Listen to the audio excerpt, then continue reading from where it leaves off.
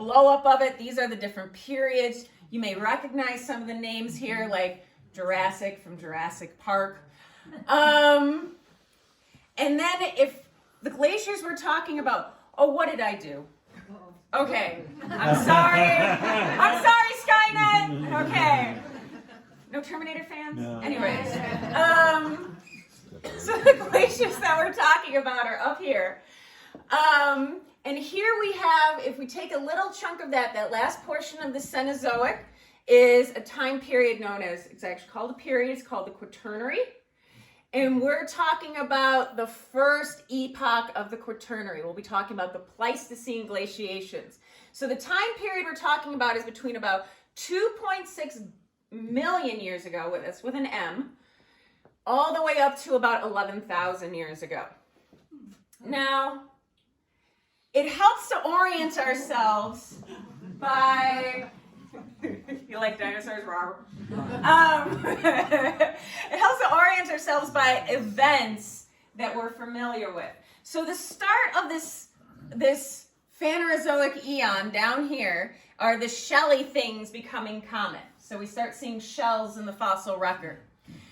About 480-ish million years ago is when we get that limestone rock forming that we see in Watertown, Chimel, all those places. This is dinosaurs. And so we're talking about after the dinosaurs. If we want to get a little bit more clear, a little better resolution, okay, if we zoom in on that last period of time, 2.6 million years ago, Lucy the Australopithecus was just before that, so about 3 million years ago. Some of you know about Lucy the Australopithecus. Lucy in the sky with diamonds. Lucy in the, right, named after Lucy in the sky with diamonds.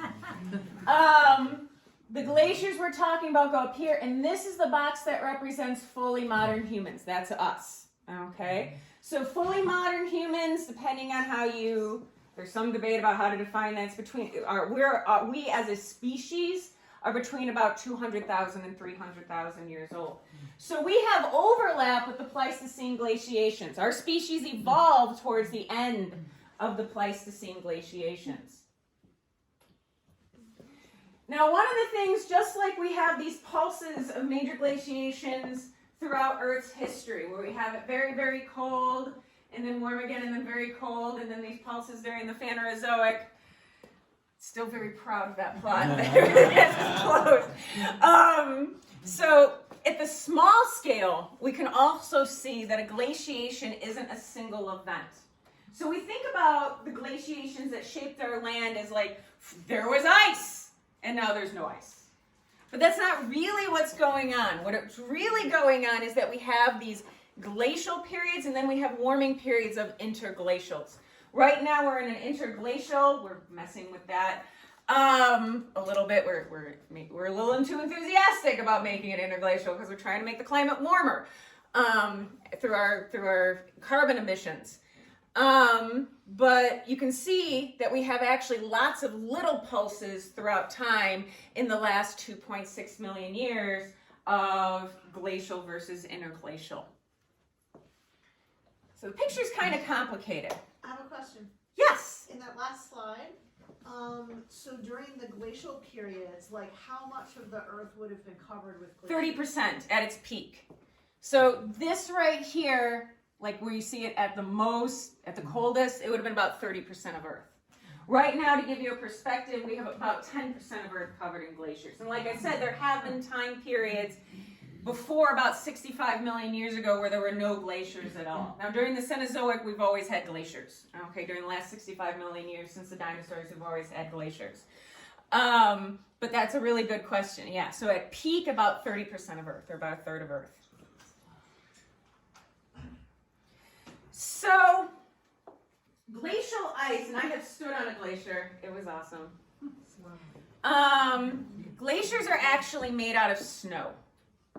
If you have more snow that can melt during the summer, you're going to eventually end up with a glacier.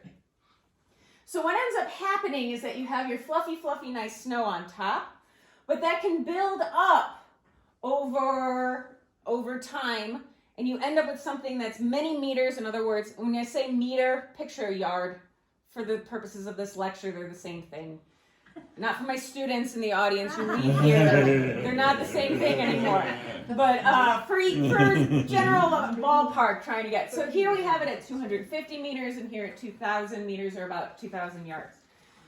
Thick, okay, that creates a tremendous amount of pressure. So that snow basically squeezes together and that's how you end up with ice. And not just ice, but sort of this blue ice in here, okay? And it is bright, bright blue. Like you're standing at it and it doesn't even look real, okay?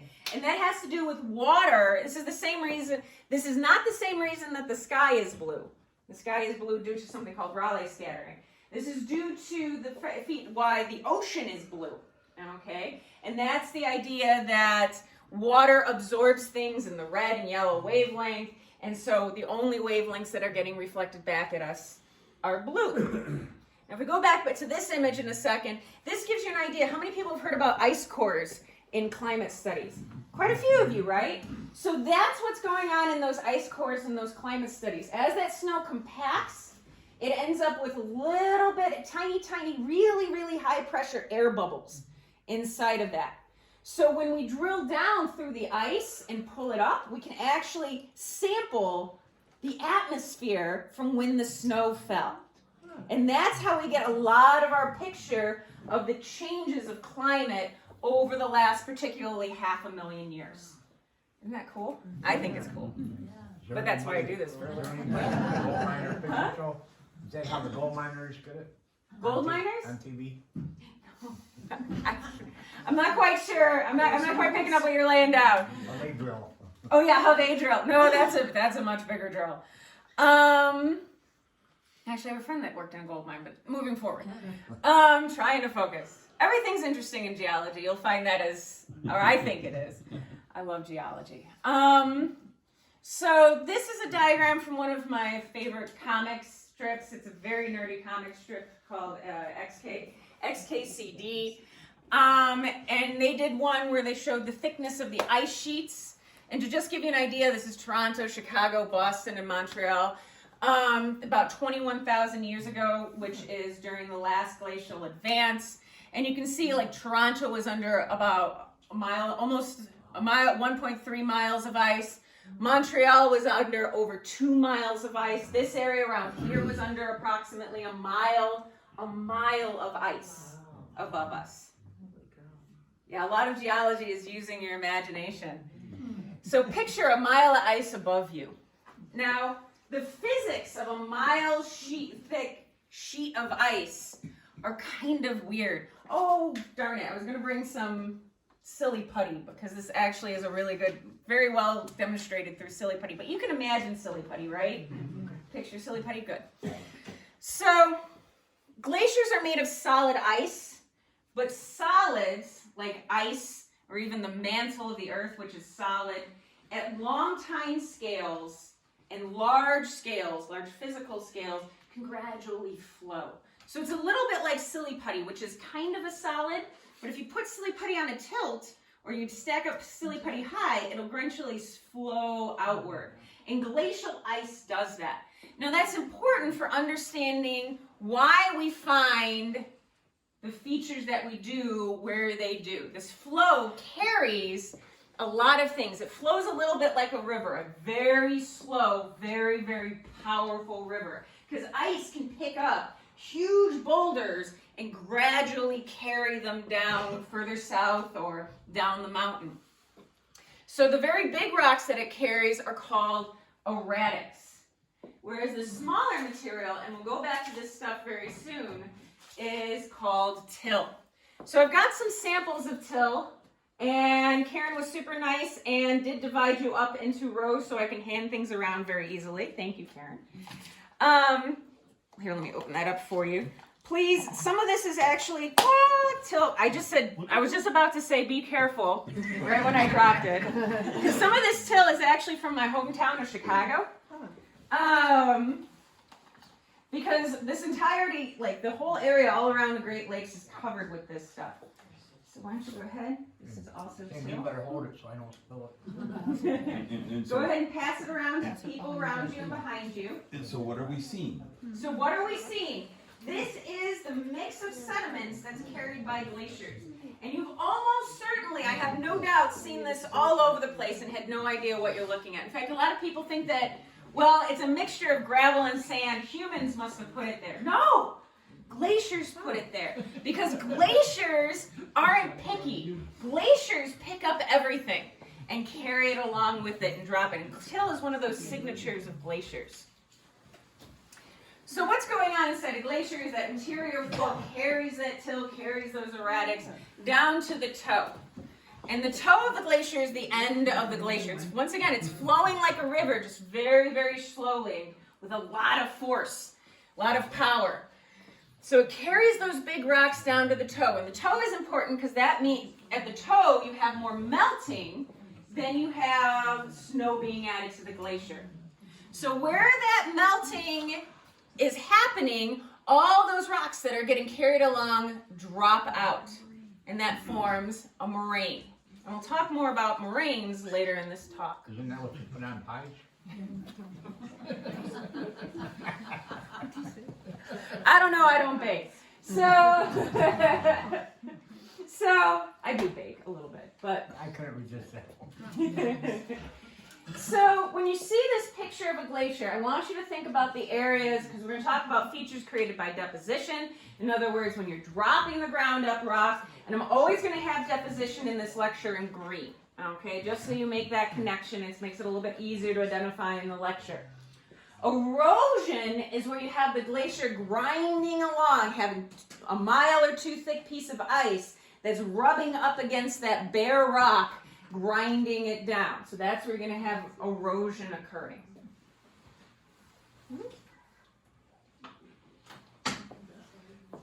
Now I want to clarify two terms because people get them mixed up very easily, okay, with other ideas. They don't quite understand it. When I talk about flow, I mean literal flow. And everything flows down. Nothing flows up. I tell my students, if you see something flowing up, stop, don't be doing that so much anymore. Things should not be flowing up. Gravity drives flow. So glaciers flow down, okay? They all move downwards. Now, you have these two other words, advance and retreat. Advance is a fancy word for glacier getting bigger. It doesn't have anything to do with the flow. The flow is still carrying garbage in the same direction. Retreat is just, there's more melting, so the glacier is getting smaller. Now, glaciers tend to erode things when they're advancing and deposit things during retreat. So that makes sense, because while they're growing, they're grinding away the rock. When they're shrinking and melting, they're dropping all the rocks they have inside them. There are some other rules of thumb to help us identify where we're going to find different features. Glaciers tend to erode things where they are growing, and where they tend to grow are higher elevations. Why higher elevations? Colder, excellent. Higher latitudes, which means closer to the poles. Why there? Colder, excellent. And during periods of advance. Deposit, it's the other way around. Lower elevations, lower latitudes, and during retreat. So this gives us kind of a guide on where we're going to find features of glaciers. So if I tell you, you will find erosional features of great glaciers at higher elevations. We said this talk was going to be on the North Country, not just on glaciers. Where in the North Country should I look for features of glacial erosion? Right outside. Okay, right outside. But we're talking about features of erosion, or generally at higher elevations. So where's one place I might look? Excellent. Adirondacks and Tug Hill. Excellent. So let's put the Adirondacks in this plot so we have an idea of when the Adirondacks formed. So the Adirondacks are actually made out of billion-year-old rock, but the Adirondacks themselves are not a billion-year-old rocks, okay? The Adirondacks themselves are actually like a bubble made out of that really old rock. It's basically a rising piece of mantle. We're not entirely certain. We think it's a hot spot. When I say me, the geologic community, because I'm more of a paleontologist, not a geophysicist, but that's what I've been told, is that they were not quite sure what's causing that mantle plume or causing it to actually rise the way that we're seeing it. But it's basically like a little bubble, okay, or a very big bubble. And the Adirondacks started forming somewhere around 5 million years ago. So it's about 2.5 million years before the Pleistocene glaciation. So we got things in order. Adirondacks are down here. Lucy the Australopithecus moved right into the Pleistocene glaciations. Last into that, we got people. So we kind of have that timeline in our head now, right? We're oriented in time. Awesome. So glaciers shape the valleys and other features that we see in the Adirondacks. So I'm going to say right off the bat, I borrowed a lot of photos from friends on Facebook. Because I and my hiking buddies have a lot of, we go out hiking in the Adirondacks a lot. I like mountains, I like rocks, and there's those things in the Adirondacks. So when we're looking at the Adirondacks, one of the things that we can see that's a glacial feature that you've probably, if you've been to definitely if you've gone to the Adirondacks, you have seen these glacial features, is a glacial trout, okay? So here we have a diagram from one of my textbooks, not one that I wrote, but one that my students use. And we have this glacial trout in here, which is this big U-shaped valley. Now glaciers carve a very distinct valley. That's that kind of, wide, flat. When rivers carve a valley, they carve more of a V shape like that. So it's pretty easy to look in the mountains and say, are you looking at a river valley, or are you looking at a glacial valley? So this bench is overlooking one of these wide U-shaped valleys. This is actually Mount Arab that has that, and that delightful Instagram filter is from my friend Bethany. And we can see that same feature. I actually got this image off of the internet so we could see it really, really clearly. This is a U-shaped valley in the Alps. So you have that wide, this shape in here. When you're looking at a valley like that, you are looking at a valley that was carved by a glacier. Now, that's not foreign to you. You have seen that if you've driven through the Adirondacks a bajillion times. But now you know that what you're looking at was actually created by a glacier. Now, another feature is this ridge called an errate, okay? This is an errate near Old Forge, and actually in the climb up to Old Forge, you're actually walking along. How many people have climbed Bald Mountain? Quite a few of you probably, because it's a nice mountain climb. So there's that section that you kind of got to go like this, and it's bare mountain rock. That's an errate, okay, while you're climbing Bald Mountain. It's been carved by two glaciers and two valleys next to it. So you'll have a valley, a trough and a trough, and what forms in between them is this knife ridge called an errate. So right here, this errate is an errate in Old Forge. I believe I have one. Actually, I didn't include the one from the Alps. So this is one of those features that you've seen quite a bit. Then the next feature that we're looking at, if you've been up on a fire tower in Old Forge, you've been on top of one of these features, because they put fire towers on top of these features. These are called horns, okay? And a horn is a valley, so you have so once upon a time there were glaciers in these valleys. All of these valleys had glaciers. If two of the valleys rubbed up against each other, got close enough, that's when an errate formed. But if you had three valleys or more valleys on either side of the mountain, that's going to pull away from all sides and basically make a point. Now the best example of that is actually in the Alps. That's the Matterhorn right here, which is pretty familiar if you like the sound of music. I like the sound of music. So that's a distinctive one. We don't have one that looks quite like that in the Adirondacks, but we do have a very clear horn in the Adirondacks. Anybody recognize this mountain? Whiteface. Whiteface! Excellent! Whiteface was carved in that way. Okay? So whiteface is a horn. And now that you're looking at it, now that you know what you're seeing, there were glaciers in each of these divots on each side of Whiteface, and that carved the point of Whiteface Mountain. Something you've seen your whole life, something that you recognize. you now know was shaped by glaciers. Now you know why I use that analogy of, like, a fish probably doesn't have a word for water, even if it could talk, because it lives in water. We're living in glacier land.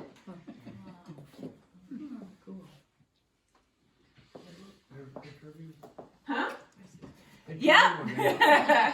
And I bet you didn't even realize you were looking at features of glaciers when you saw the ad for my talk, right? No. Ah, so other features of glacial erosion. So a lot of the lakes around here, Wiley knows this well. I helped him with this. Well, I helped him make signs for this. The Grand Lakes Reserve, all these lakes in here are basically filled in glacial trouts. And that's true of a lot of the lakes that are actually in bedrock around here. And that's why they have these common orientations. These are actually the direction that the glaciers move through. Okay? So they're actually carving these deep valleys that later filled up with water. Thompson Park Hill is actually the same as Tug Hill. It's a hill that was carved by a glacier because the bedrock is tilted, and the bedrock on the top, all of Thompson Park Hill is this rock. I'm going to pass this around. You might recognize this. Anybody know this rock? Limestone. Who said that? You said that? What's your name? Henry, are you in earth science? No, but your earth science teacher's going to be very happy. Here, pass it around.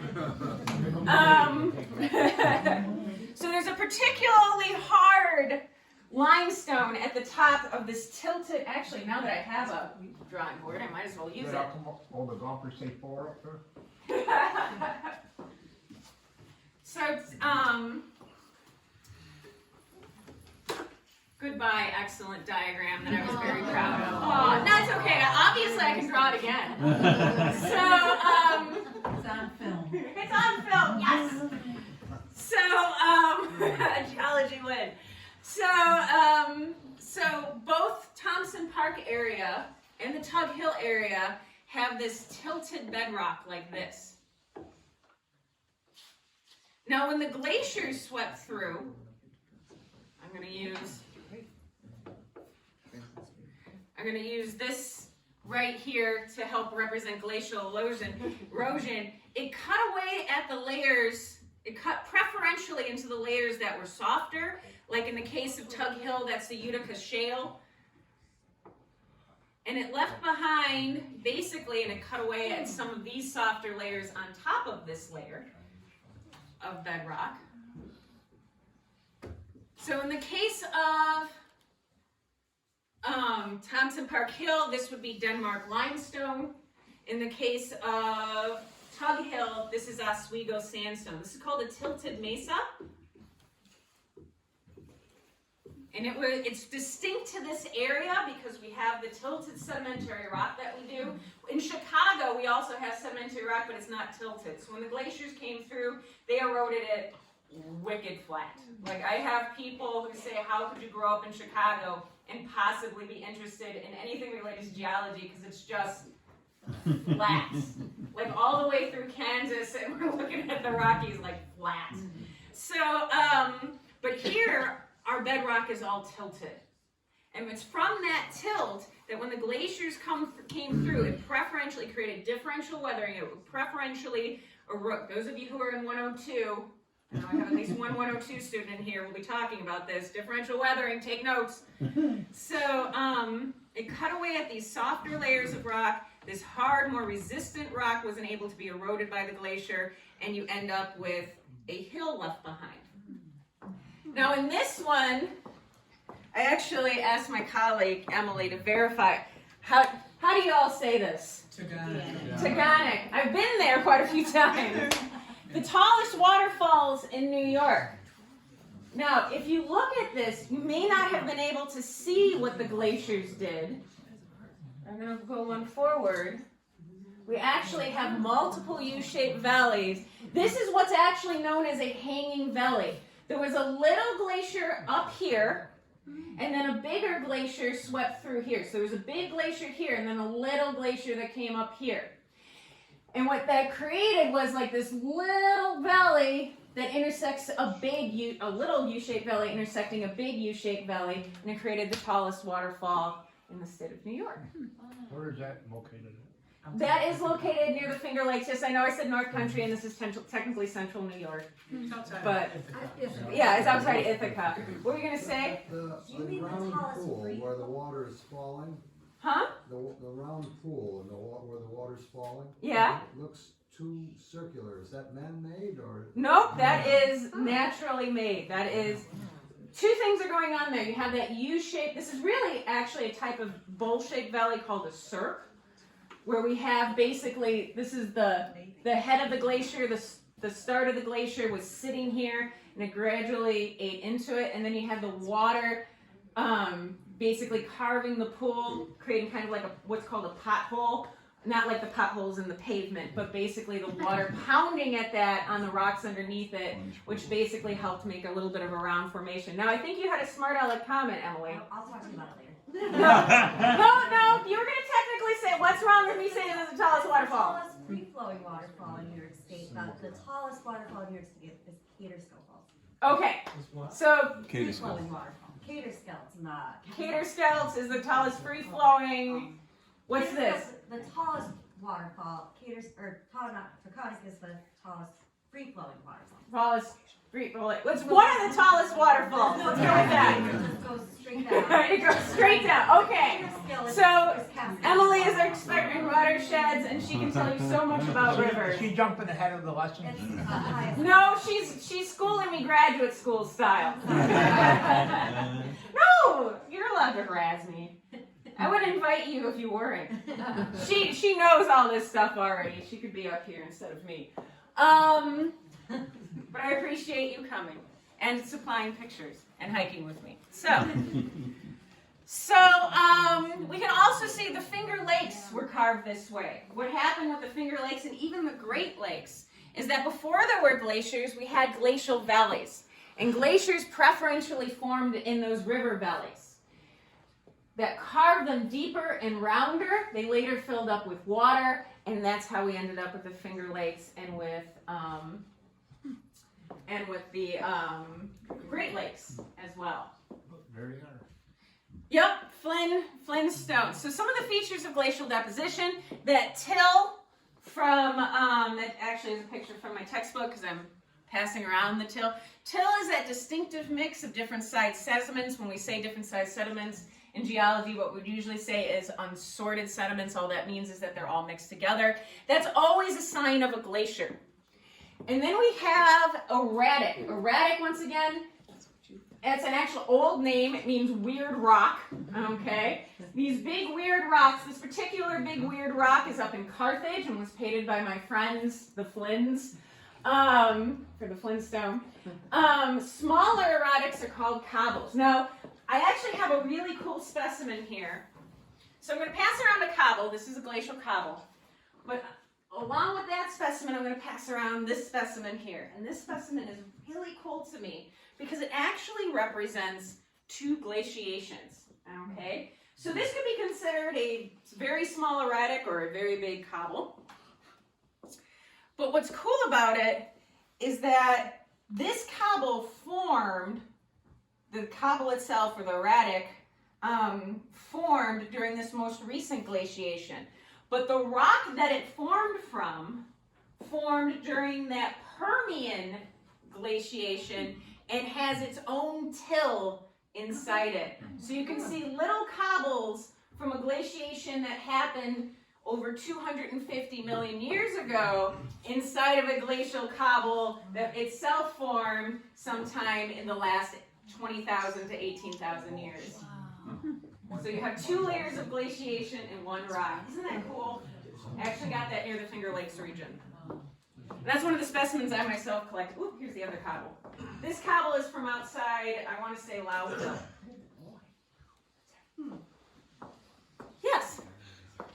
Just a little bit off the track. You got this big stone here. I collected one once. It's like size that one that somebody's hugging. It's about 77. That's somebody's me. About 7,700 pounds. It's a good sized stone.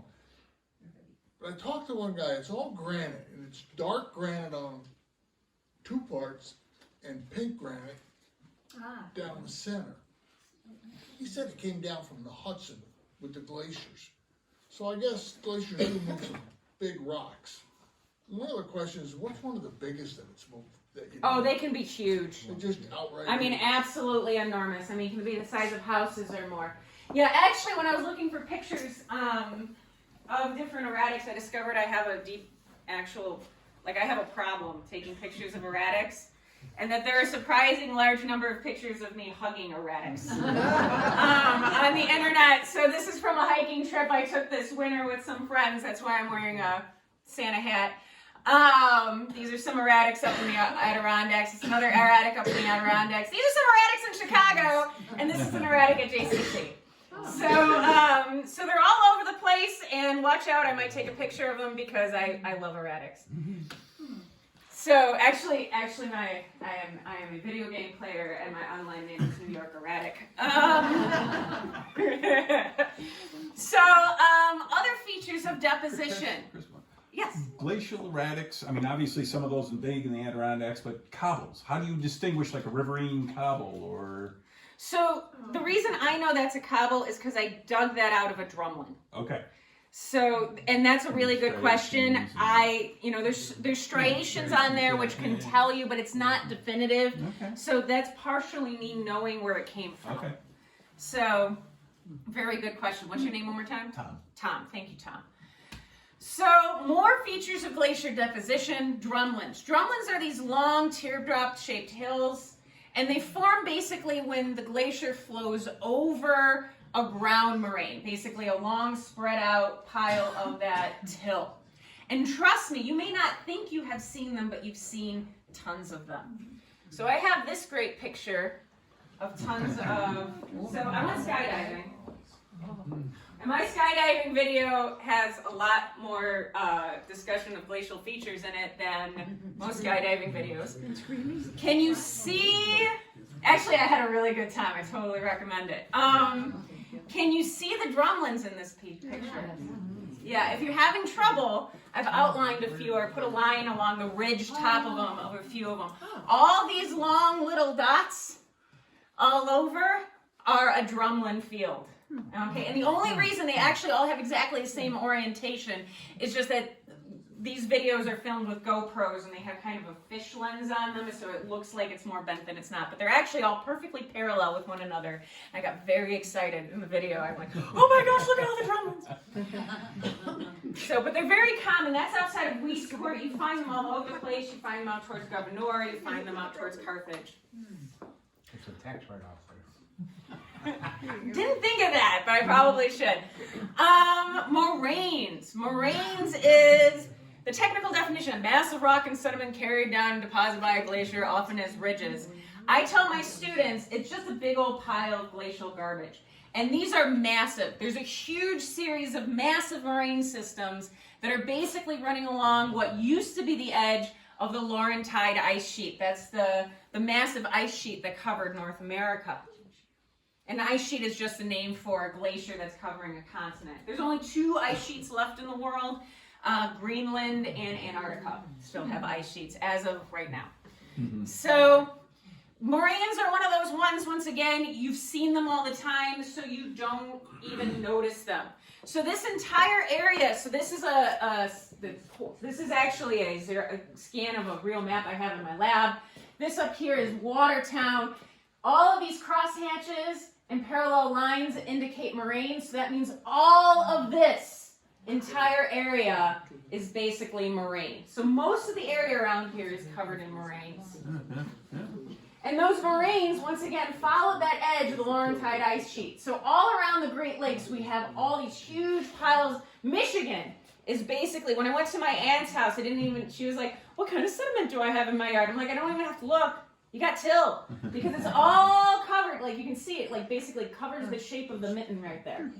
And we had it all the way around here in Lake Ontario as well.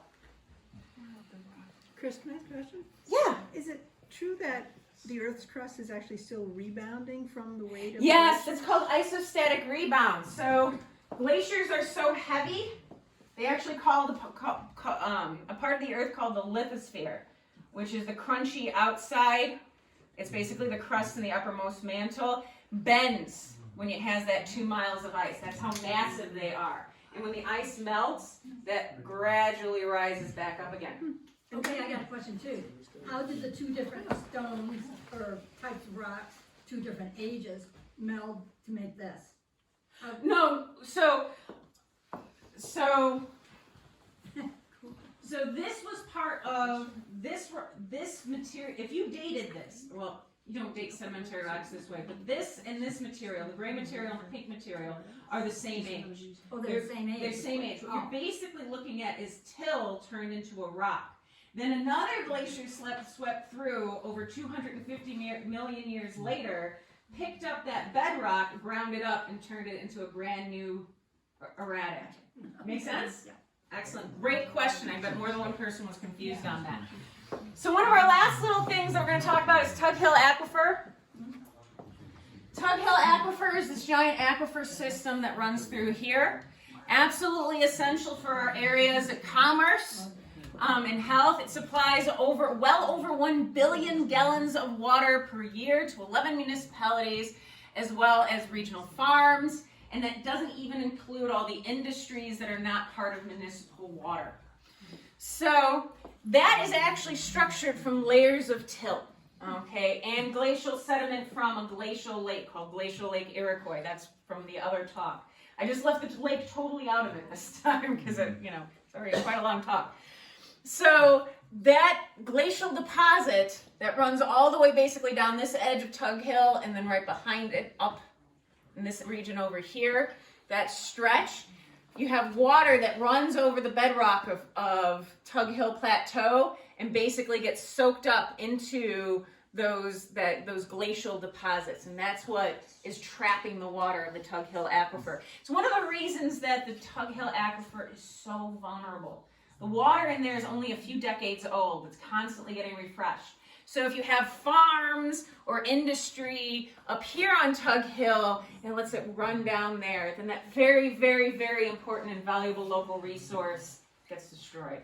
So it's very important that we keep Tug Hill Aquifer clean. Or the landfill?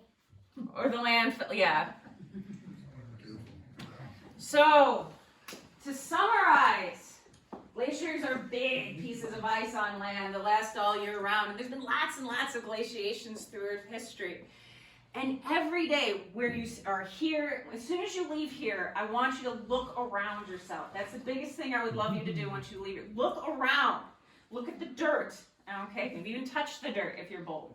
Look at rocks around you. If it's not limestone, if it's a big round rock of something like granite, which is this rock in here, this rock is granite. Granite or gneiss, okay, like this rock here, doesn't belong here. It's picked up from somewhere else. So, came from further north. So, keep an eye open for that because there's features of glaciers everywhere around you. So, I would like to thank one last question? Yeah, so agricultural oriented question. Our agronomist tells us that north of the Black River, the soils are primarily clay. At least that's what we've got on Wellesley Island. And south of the Black River, they're primarily loam and sandy loam. So does the glacier have anything to do with that? Yes, but through the Glacial Lake and Glacial Lake Iroquois and the major conduit of the St. Lawrence River during the time of Glacial Lake Iroquois. And I have if you're interested after the talk, I actually have a whole other presentation on that and I can show you it's an earlier talk. The Chimel Barrens, how do they figure into this, and were they formed by one of these processes? Well, Chimel Barrens are actually made out of we're past my limestone. So they're actually made out of limestone. So that the reason we don't find any dinosaurs around here is glaciers. There were dinosaurs in this area, but all the dinosaur-age rock got ground up by the glaciers that swept through here. So the Chimel Barrens are exposed to the surface due to glaciers, but the reason that we don't have this huge buildup of sediment material on top of that has to do with the erosional processes of the lake and the water in that area. And the way that limestone weathers, which when limestone breaks down, it basically breaks down to soluble carbon dioxide. It doesn't break down into like grains of sand, and which is made out of quartz, like granite Goes does. away. Yeah, so you end up with this really, really like unique ecosystem that Emily could tell you. She's taken me through Chimel Barrens and she can talk all the way in there and all the way out and not stop. Which is good. I'm learning from her. There is a place not too far from Chimel Barrens. It's on the flat rock, and the guy has a fish that, you know, is embedded in the ground. You got what in your ground? Rock, limestone, and fossils. Yeah. Snakes, seashells, fish. So they're not snakes Did you know or that stuff? seashells. They're very likely seashells, but they're not. They're things that look like snakes and things that look like fish. Because the rock in this area is 480 million years old, and the most recent rock that has fish in it, it would be something from like the Silurian. Even that would be like a really, really big deal. You would look for something like after the Permian for, you know, common. What you probably are looking at is what's called bryozoans. They're colonial organisms, but the crazy thing is they look like a whole bunch of different range of things. So sometimes people are like, this is a stick. No, that's a bryozoan. This is a snake. No, it's a bryozoan. What about trilobites? There are trilobites in this area. You can find trilobites in this area. So trilobites, seashells like brachiopods and bivalves, little cool round things. What you might have found of that you think is a snake could be a crinoid as well, which is. 4 feet long. I would love to get a picture. Like, if you could send me a picture of it, I would love to get a look at it. Summertime, it's underwater right now. It's underwater right now. So my guess, if it's that long, what you may also be looking at is some kind of a burrow, a trace fossil. It has that kind of long, winding path, but it's not. It's definitely not a snake. I've got a couple different fossils at home. I'd give you one if you want it, but anyway, there's one where I'm calling it a fish, but what it looks like where it's got broken in half, its stomach area is totally white. Okay, I'd This be is very limestone. interested. I'd be very interested in seeing it, but it's not fish. It's not a fish. Trust me. I tell people. I disappoint people all the time that are like, "This is a dinosaur." I'm like, "No, it's not." What would it be then? Just, By that description, I have no idea yet. I mean, there's archaeopsychids that are like these freaky, like those look like alien stamps. I get those all the time, like aliens. Actually, I've had people be like, "No, I have aliens on my property." No, that's limestone. Yes, it is. Why did you ask me? I'm just kidding. I'm just kidding. But I would love to see a picture because there's a lot of things that it could be, a lot of very cool and interesting things, but it's not a fish. So, but I would love a picture, or I would even come out to your property if you contact me. Not now because I'm teaching at Max Overload and a whole bunch of other things, but I would love, and there's that much water. So when summer break comes, I would love to come out to your property and take a look at it. Yeah, I'm just wondering, are there deviations in the Earth's orbit around the sun? And Yes. would that have an influence on climate change? Yes, and so- ice ages? Going back to an earlier slide, because I try to speed this up because I was like, ask Emily, I was like, I only made the presentation like 30 minutes long. Sorry. No, why are you sorry? If I'm talking about rocks or looking at rocks and touching rocks, I'm happy. So, like, it's kind of my shtick. Yeah. So Milankovitch cycles don't have to do with the Cenozoic cooling, but these little tiny jump around, and I have a whole other talk that has that in it. Okay. Has to do with the fact that the Earth's tilt wobbles a little bit, and the Earth's what's called eccentricity. It's the roundness around as we orbit the sun changes. It's sometimes a little more egg-shaped, and then sometimes it's a little bit more round. That drives these changes in here. So, other questions? Yes. You had your timeline up there. I'm just wondering, has anybody tried to figure out, project what the next 4.6 billion years will be? Do we need to cancel? Does that mean? Have people tried? Yeah, but Have we tried? Yeah. Is there something there to read that may have some value? Are you planning on? oh yeah, I mean that would be more almost of a physics question because in 4.6 billion years, the sun's gonna be a red giant. Yeah, it'd be a red giant, like It will be James, red. right? Yeah. Yeah, James got it. It'll be a red giant, and Good job, James. it's a bad day for us. Hopefully, we're elsewhere at that point. So I'm very pro space exploration. Anyone else? When's your next seminar on those rocks? Well, if you sign up for a class at JCC, it'll be on Monday. Old gray-haired guys like me can still take classes? Yes, actually, I forgot. I don't know what the exact age is, but all of you are welcome to take a class. And at a certain age, you can actually take JCC classes for free if there's spots. 60. Excellent. Thank you, Serena. So at the age of 60, you can sign up for, if there's a room in the class, you can sign up for JCC classes. I would love to have you in there.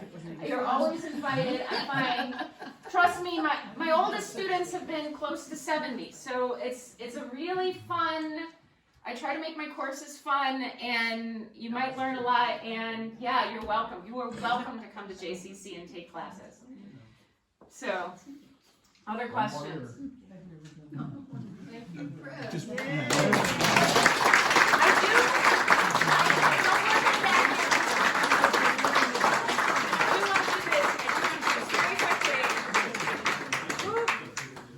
Before everybody leaves, signed out or signed in, did you do that? Just very, and yeah, definitely sign in and sign out because that's really important. If you want these types of things to be funded, they got to show that people showed up. So by signing